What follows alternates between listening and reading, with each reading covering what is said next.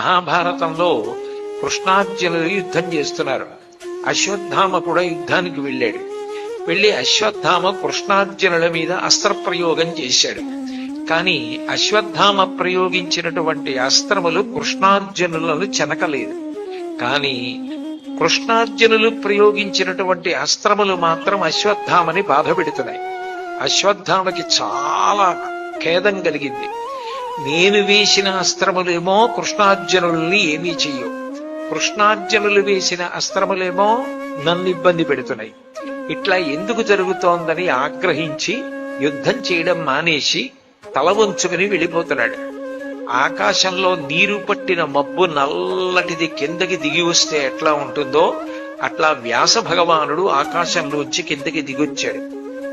దిగొచ్చి అశ్వత్థామను ఉద్దేశించి ఒక మాట చెప్పాడు మహాభారతంలో. శివ